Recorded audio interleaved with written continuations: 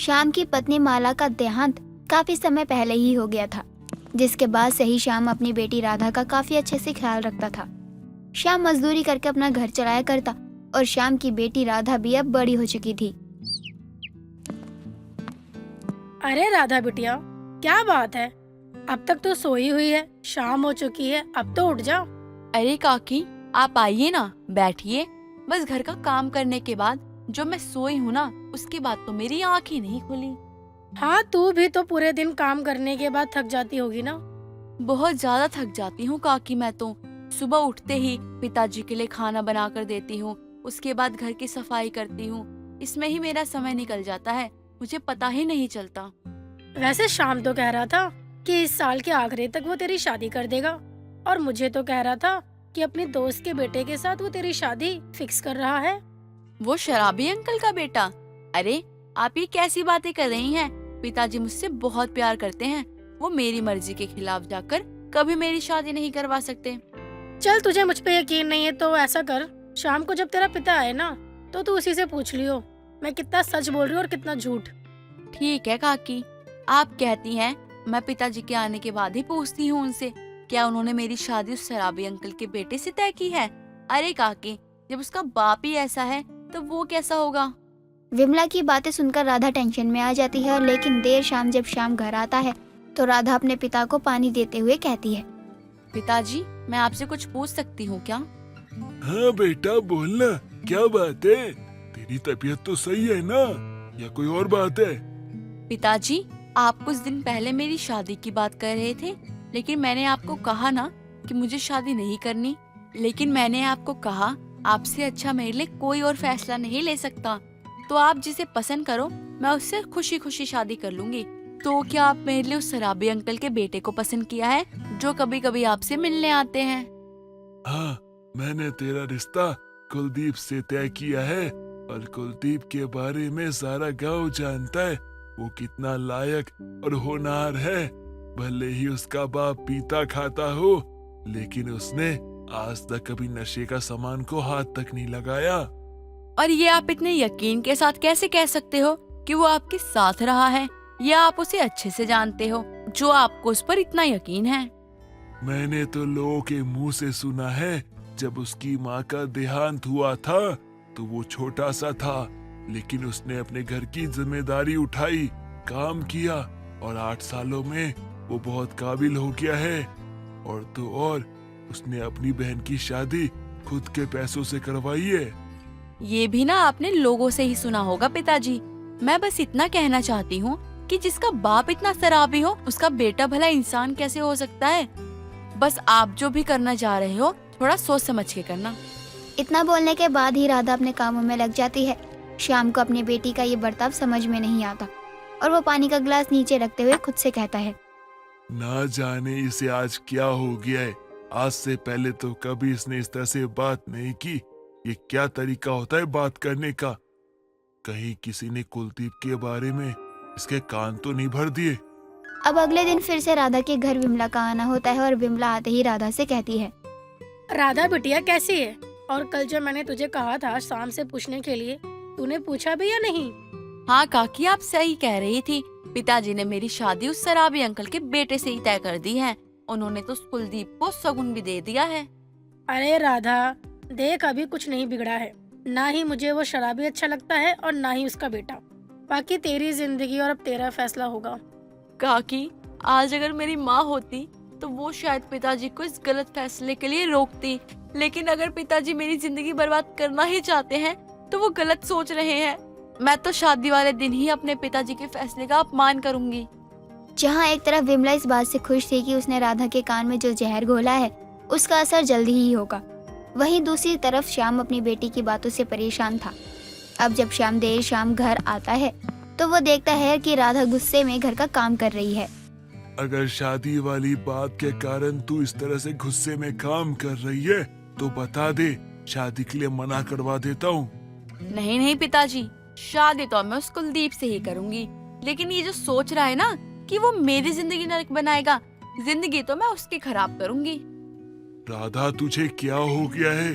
तू ये सब कैसे बातें किए जा रही है? कुछ भी तो नहीं पिताजी, मुझे क्या होगा? मैं तो बस आपके फैसले का सम्मान कर रही हूँ। राधा के लिए कुलदीप अच्छा था या नहीं, ये तो खुद राधा भी नहीं जानती थी, बल्कि वो तो विमला की बातों में आ गई थी और उसने अपने पिता के फैसले पर शक कर बैठी थी। एक रोज देर शाम राधा बाजार जाती है। वहाँ से सब्जी और घर का राशन लेने के बाद घर के लिए आ ही रही होती है। तभी उसे दो मनचले घेर लेते हैं। अरे मैडम, कहो तो घर तक छोड़ दें। क्यों पप्पू, सही कहा ना? वैसे आप सुंदर तो बहुत हैं और अब इतनी सुंदर लड़की अकेले जाते हुए अच्छी तो नहीं लगती। चलो मैडम, हम आपको छोड़ देते हैं। कौन हो तुम लोग? मुझे क्यों परेशान कर रहे हो? मैं कहती हूँ चले जाओ यहाँ से, वरना मैं शोर मचा दूंगी। राधा के इतना कहने के बाद वो लड़के अपनी बाइक को साइड में खड़ा करके उसको घेर लेते हैं और एक लड़का उसका हाथ पकड़ के अपनी तरफ करता है। मैं कहती हूँ छोड़ो मेरा हाथ, कोई तो मेरी हेल्प करो, छोड़ो मेरा हाथ। राधा चिल्लाई रही होती है कि तभी वहाँ एक लड़का आता है और वो राधा की जान उन मनचलों से बचा लेता है। दोनों लड़के उस लड़के पर हाथ उठाने ही वाले होते हैं कि तभी वो लड़का उन दोनों को वहाँ से भगा देता है। जी आप ठीक तो है ना? चलिए मैं आपको आपके घर छोड़ देता हूँ, यहाँ का रास्ता सेफ नहीं है। मैं तो ठीक हूँ, बस मैं थोड़ा सा घबरा गई थी और आज आप नहीं आते तो ना जाने ये लड़के मेरे साथ क्या ही करते। वैसे आपके हाथों से बहुत खून बह रहा है, रुकिए। अब इतना कहकर राधा अपने दुपट्टे का एक कोना फाड़कर उस लड़के के हाथ पर बांध देती है और वो लड़का भी राधा को घर तक छोड़ने आता है। लेकिन जब वो राधा के घर आता है तो हैरानी से राधा से कहता है, जी आप कहीं राधा तो नहीं है? और ये घर श्याम अंकल का है ना? आपको कैसे पता मेरा नाम, और आप मेरे पिताजी को कैसे जानते हैं? अरे क्योंकि अगले कुछ महीनों में ये घर मेरा होने वाला है और मैं आपका। अरे बड़े अजीब हो तुम, घर तक छोड़ने क्यों आए? तुम तो गले ही पड़ रहे हो। मैं आपका, मैं तुम्हारा ये क्या लगा रखा है? राधा ये बोली रही होती कि तभी घर से श्याम निकलता है और वो उस लड़के को देखकर कहता है, कुलदीप, यहाँ कैसे आना हुआ बेटा? और राधा, तू कुलदीप को जानती है क्या?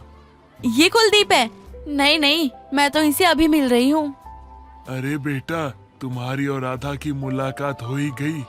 हाँ हाँ अंकल जी, हो गई। वो राधा को मैंने बाजार से आता देखा तो सोचा घर तक थैला पहुंचा देता हूँ, और कुछ नहीं। चलो अच्छा है, इसी बहाने तुम मिलके दोनों बातचीत करो। वैसे भी शादी का समय ज्यादा दूर नहीं है। राधा को कुलदीप का नेचर पहली ही मुलाकात में बहुत अच्छा लगता है। धीरे धीरे समय बीत रहा था और कुलदीप और राधा की शादी का दिन भी करीब आ रहा था। घर में सब खुश थे, लेकिन शाम को अपनी बेटी के जाने का गम सताने लगा था। और तो और इसी तरह कुछ और दिन बीत जाते हैं और राधा और कुलदीप की मंदिर में शादी करवा दी जाती है। कुछ ही मेहमानों और रिश्तेदारों के बीच अब विदाई करते हुए शाम कुलदीप से कहता है, बेटा, मैंने अपनी बच्ची को कलेजे से लगा के पाला है, इसलिए तू इसका ध्यान रखना बेटा, और कुछ भूल चूक हो जाए तो माफ कर देना। और नम भरी आंखों से श्याम अपनी बेटी को विदा कर देता है।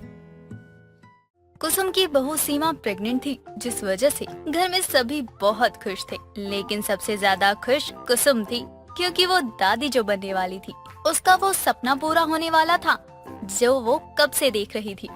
वो तुरंत मंदिर में जाती है और गणपति को भोग लगाते हुए कहती है, गणपति जी, मैं आज बहुत खुश हूँ। आपके आते ही घर में सब कुछ अच्छा हो गया। जो सपना ना जाने मैं कब से देख रही थी, आखिरकार आज वो पूरा हो गया। बस ऐसे ही मेरे परिवार पर अपना आशीर्वाद बनाए रखे। बहू, मुझे बहुत खुशी हो रही है, मैं दादी बनने वाली हूँ। अरे कुसुम, क्या बात है? दोनों सास बहू क्या बातें कर रहे हो? जरा मैं भी सुनूं। अरे कुछ नहीं विमला, मैं तो बस बहू को कह रही थी, इस हालात में अपना ध्यान रख। हाँ हाँ, सही कह रही है तू कुसुम। बहू, इस हालत में खाने पीने पर ध्यान रखा कर, पूजा पाठ का भी ध्यान रखना चाहिए। अब तेरे हर चीज का असर तेरे बच्चे पर होगा। हाँ विमला, ये तो तू सही कह रही है। बहू, कल से जब भी तू सुबह उठेगी तब सुबह शाम पूजा कर लिया कर, और समय जब भी मिले तो रामायण गीता पढ़ लिया कर। हाँ बहू, यही तो मैं भी बोलना चाह रही थी। माँ जी, कल से मैं उठते ही पूजा करूंगी और घर का काम निपटने के साथ ही गीता का पाठ पढ़ूंगी। हाँ हाँ, साथ ही गणपति जी के लिए रोज रोज अच्छे अच्छे भोग बनाया कर। उनके आते ही तेरी गोद भर गई। जी माँ जी। कुसुम की बहू सीमा बहुत सीधी थी। वो अपनी सास कुसुम की हर बात माना करती। कुसुम को भी अपनी बहू का ये नेचर बहुत पसंद आता। कुसुम और विमला बात कर ही रहे होते हैं, तभी एक बुढ़िया कुसुम के दरवाजे पर आती है। बहू देख तो कोई आया है दरवाजे पे। अरे अम्मा, आप ठीक तो है ना? आराम से बैठो अम्मा यहाँ पर आप। बेटा कुछ खाने को दे दे, रात से कुछ नहीं खाया। बहू कौन आया है, मैं आऊँ क्या? नहीं माँ जी, पिंकी है। मैंने उससे कोई सामान मंगवाया था, बस वही देने आई है। बेटा कुछ खाने को दे दे, अब भूख बर्दाश्त नहीं हो रहा है। हाँ अम्मा, आप यहीं बैठो, मैं आपके लिए कुछ खाने के लिए लेकर आती हूँ। अब इतना बोलने के बाद ही सीमा किचन में जाती है और देखती है उसके लायक थोड़ी सी सब्जी और 2 रोटी बची है, क्योंकि सब तो खाना खा चुके थे। अरे यहाँ तो खाना सिर्फ मेरे लिए बचा है। अगर मैंने ये इसे अम्मा को नहीं दिया तो मुझसे ये खाया नहीं जाएगा। बहू कहाँ जा रही है और तेरे हाथ में क्या है? अरे कूड़ा डालने जा रही होगी। तू बता कांता, क्या कह रही थी मेरे बारे में? बाल बाल बचा लिया विमला आंटी ने, वरना माँ जी को तो इन मांगने वालों से कितनी नफरत है। अरे बेटा ले आई तू खाना, सदा खुश रहे और आने वाले बच्चे को भी भगवान खुश रखे। आप खाइए, मैं आपके लिए पानी भी लेकर आती हूँ। बेटी आज के समय में तेरे जैसे लोग मिलते कहाँ हैं, मेरा आशीर्वाद तेरे साथ है। अब वो बुढ़िया तो खाकर सीमा को आशीर्वाद देकर चली जाती है, लेकिन इधर कुसुम उस बुढ़िया को जाते देखकर कहती है, बहू अब तू मुझसे झूठ बोलेगी, तूने अभी किसी मांगने वाली को खाना खिलाया था ना? तू जानती है ना मैं इसके कितने खिलाफ हूँ। वो माँ जी, मैंने उन्हें खाना इसलिए दिया क्योंकि उनसे चला भी नहीं जा रहा था। वो बहुत असहाय थी। साथ ही अभी गणेश भगवान के दिन चल रहे हैं, पता नहीं वो किसका रूप धारण करके हमें आशीर्वाद देने आ जाए। मुझे ज्यादा घुमाने की कोशिश मत कर। अब जब तूने अपने हिस्से का खाना उसे दिया है तो तू भूखी ही रहे। अरे कुसुम, तू कैसी बात कर रही है? उसने कितने पुण्य का काम किया है, किसी भूखे को अपने हिस्से का खाना खिलाकर। भगवान कब कहाँ किस रूप में दर्शन दे जाए कोई नहीं जानता। तेरी बहू सही कर रही है। तो जानती है विमला, मुझे इस गरीबों और भिखारियों से कितनी दिक्कत होती है। माँ जी, आपको जितना सुनाना है आप मुझे उतना सुना लीजिए, लेकिन वो भूखी थी और मुझसे उन्हें भूखा देखा नहीं गया। ठीक है, अब जा खुद भी कुछ बनाकर खा ले। सीमा ने तो उस भूखी बुढ़िया को अपने हिस्से का खाना खिलाया, लेकिन कुसुम को ये पसंद नहीं आया। पर सच तो ये है कि बड़े पुण्य का काम किया था उसने। अब सीमा अपने खाने के लिए खाना बनाती है और फिर खाती है। अब अगली सुबह करीब 5 बजे घंटी की आवाज सुनकर कुसुम, अरे सुबह सुबह कौन पुजारी ने जन्म ले लिया? क्यों नहीं ये मोहल्ले वाले मुझे सोने देते? लगता है अब मुझे उठकर ही देखना होगा कि आखिर कौन है जो सुबह सुबह पूजा पाठ कर रहा है। अभी तो ठीक से दिन की शुरुआत भी नहीं हुई है और ये घंटी की शोर।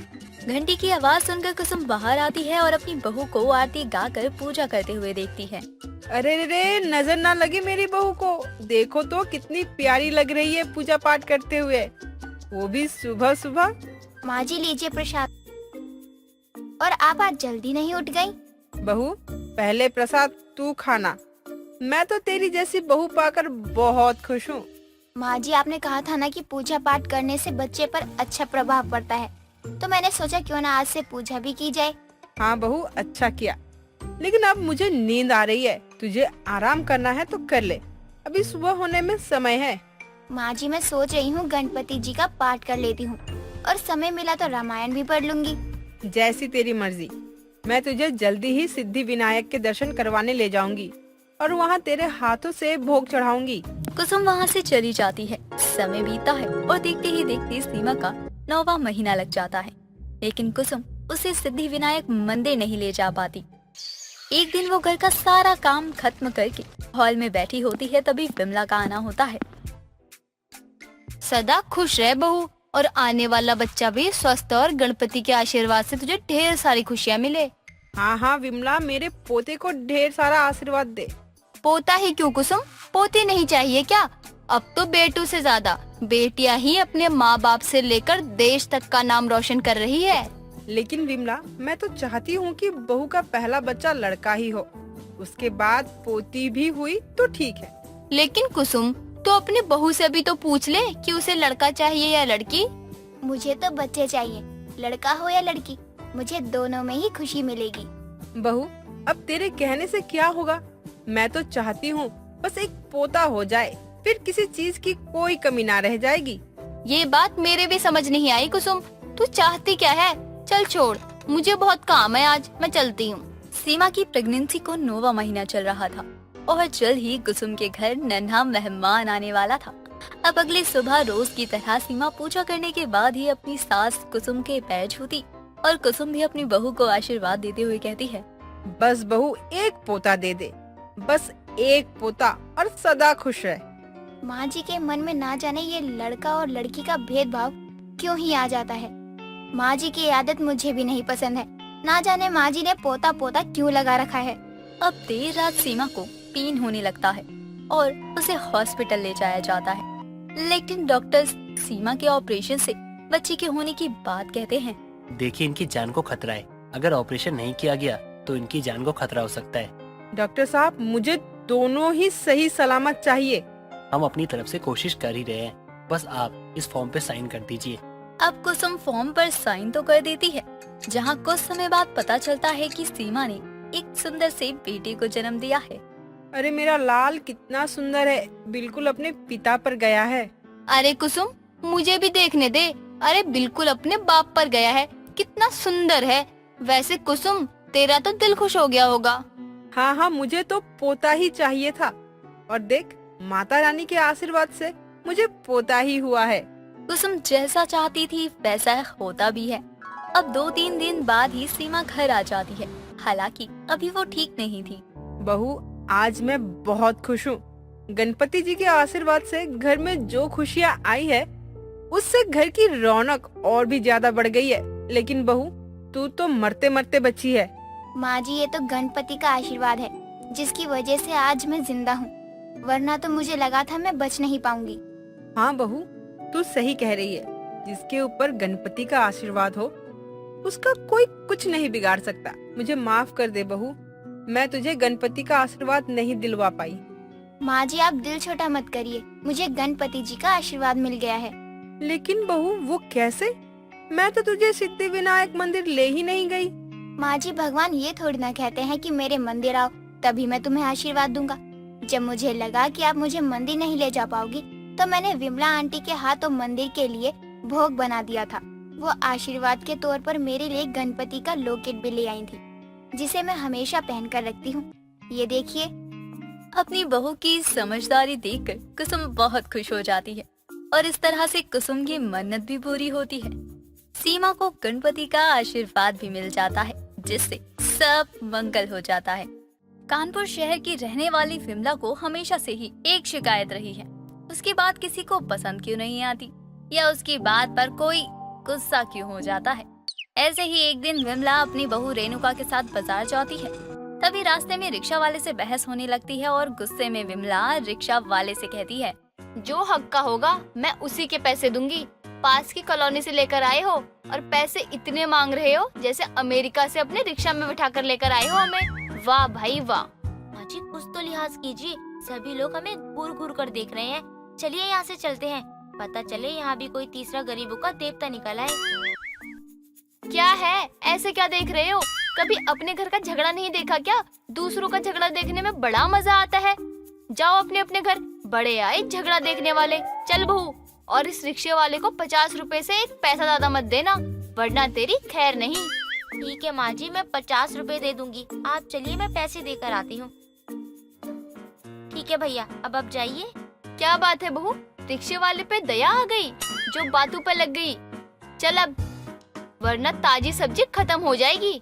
ऐसा कुछ नहीं होगा माँ जी, सब्जियाँ बहुत है बाजार में, आप चिंता मत कीजिए। आपकी सब्जी कहीं भाग कर नहीं जाएगी।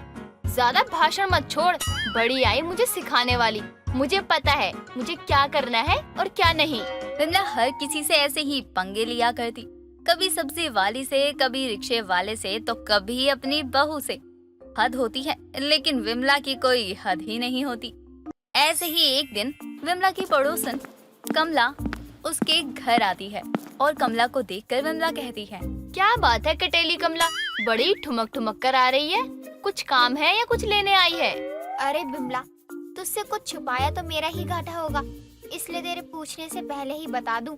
मेरे घर में दाल खत्म हो गई है, इसलिए तेरे घर दाल मांगने आई हूँ। मुझे पता था तू कुछ न कुछ मांगने जरूर आई होगी। तेरा पति इतना अच्छा खासा पैसा कमा लेता है, फिर भी तेरी भीख मांगने की आदत नहीं जाती है ना? ऐसा क्या मांग लिया मैंने जो तू मुझे भिखारी बोल रही है? दाल मांगने में इतना जहर उगलेगी? हाय राम विमला, इंसानों को इंसान समझो, तभी हर कोई तुम्हारे घर आएगा। कोई जरूरत नहीं है मेरे घर किसी को आने की। मेरे घर आएंगे और घर को गंदा करके चले जाएंगे, उससे अच्छा मैं अकेली ही ठीक हूँ। कैसी सास मिली है तुझे रेणुका, हर वक्त झगड़ा करती रहती है। कैसे झेलती है अपनी सास को? कमला आंटी चुप रहकर सब हो जाता है। जितना हम उनसे बातें करेंगे वो उतना ही झगड़ा करने की कोशिश करती हैं। इसलिए मैं चुप रहती हूँ और वो अपनी बातें करके चुप हो जाती हैं। अरे बहू, क्या चुगली कर रही है मेरे खिलाफ? जरा जोर जोर से बातें कर ताकि मुझे भी सुनाई दे। बड़ी आई मेरी चुगली करने वाली। मेरी 2 आंखें मेरे सर के पीछे हैं, सब दिखता है मुझे। जाती हूँ रेणुका बहू, वरना झगड़ा हो जाएगा मेरा और तेरी सास के बीच। अच्छा, तुम मेरे घर आकर मेरा सामान लेकर जा रही है और मुझसे पंगे करेगी? तेरी इतनी हिम्मत? जा, निकल जा मेरे घर से, दोबारा अपनी शक्ल मत दिखाना। विमला का अब आए दिन अपनी पड़ोसन के साथ झगड़ा हुआ करता। ऐसे ही दिन गुजरने लगे और विमला का झगड़ा देखकर विमला की बहू रेणुका भी काफी थक चुकी थी। एक दिन विमला अपने काम से बाहर गई थी और अपने घर रिक्शे में वापस आती और कम पैसे के चक्कर में उसे रिक्शे वाले से झगड़ा कर लेती है। देखो भाई साहब, जितना पैसा बनता है आप उतना लो ना, ये तुम्हारे हक का पैसा है, मैं नहीं मारूंगी, पर हाँ तुम्हारे हक से ज्यादा तुमको नहीं दूंगी। मेरा हक जितना मीटर चलेगा उतना ही देना पड़ेगा आपको। मैंने बस अपने रिक्शा का हक मांगा है आंटी जी। आंटी किसको बोल रहा है? मैं तुझे तेरी माँ की बहन दिखती हूँ क्या जो आंटी बोल रहा है? अरे ऐसे क्यों भड़क रही हो आप? आंटी ही तो बोला है, अब क्या आपको बहन जी बोलूं जिससे आपको बुरा ना लगे? कितना बेशर्म लड़का है तू, अब तू मुझे बहन जी बोलेगा? तुझसे छोटी दिखती हूँ क्या मैं जो तू मुझे बहन जी बोलेगा? हद है, आजकल के लड़कों को तो कोई शर्म नाम की चीज ही नहीं है। क्या शर्म की बात आप कर रहे हो मैडम? आपको आती है शर्म?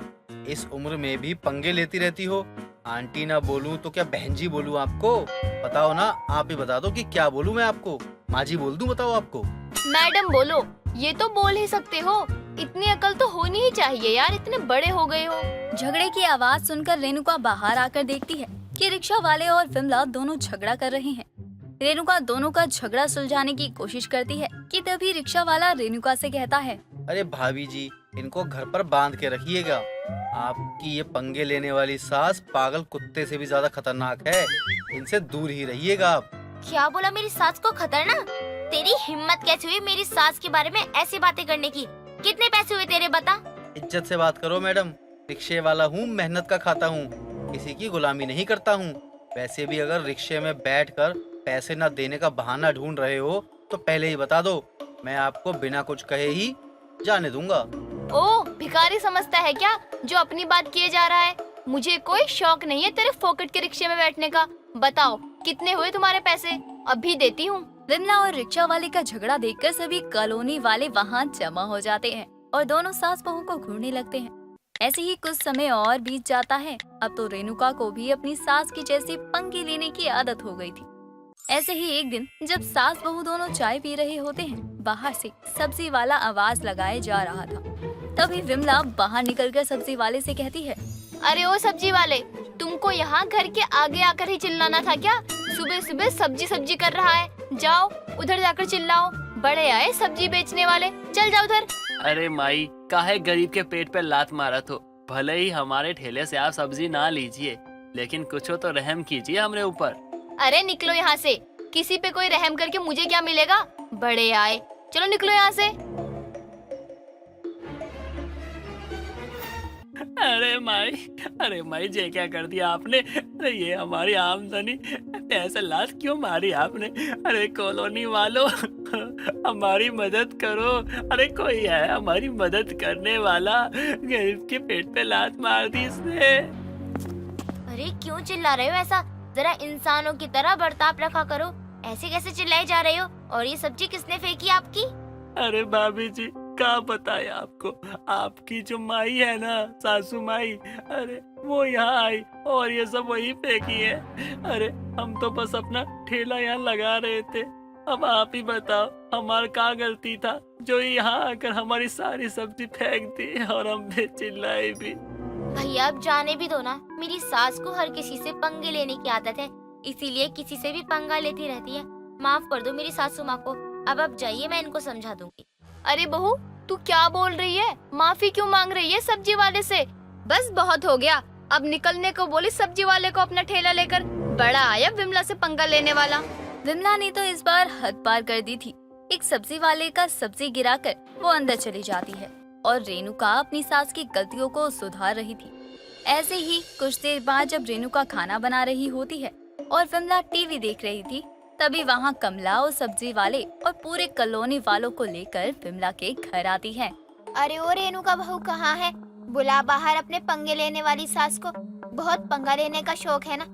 अब बताती हूँ पंगा लेना किसे कहते हैं। हम तक तो ठीक था, लेकिन अब इस गरीब सब्जी वाले तक को नहीं छोड़ा उसने। क्या हो गया? अब मैंने माफी तो मांग ली ना इन सब्जी वाले से, तो अब आप किस बात का पंगा लेने आए हो सब? अगर मुझे गुस्सा आया ना तो बहुत बुरा होगा। क्यों सब्जी वाले भैया, मैंने आपसे माफी मांगी थी या नहीं? अरे हमने तो कुछ कहा भी नहीं। ये तो बहन जी हमें जबरदस्ती खींच के लेकर आ गई और बोलने लगी मैं आपको इंसाफ दिलाऊंगी, मैं आपको इंसाफ दिलाऊंगी। तो हम भी सोचे कि शायद दिला दे, इसलिए हम साथ में आ गए। हाँ मैंने कहा, लेकिन अब तेरी सास को भी पता होना चाहिए, पंगे लेना बस उसे नहीं हमें भी आता है। आज हम उसे उसकी भाषा में ही सब कुछ समझाएंगे। माँ जी को कोई हाथ नहीं लगाएगा। जिसको पंगे लेना है ना वो मुझसे लो। क्या हुआ बताओ, तुम लोग मुझे पंगे लेने आए हो? जैसे विमला बाहर आती है वैसे ही पूरी कॉलोनी के साथ झगड़ा करना शुरू कर देती है। कॉलोनी वाले भी विमला की तरह उससे झगड़ रहे थे और बेचारा सब्जी वाला वहाँ से खुद को कसूरवार समझते हुए चला जाता है।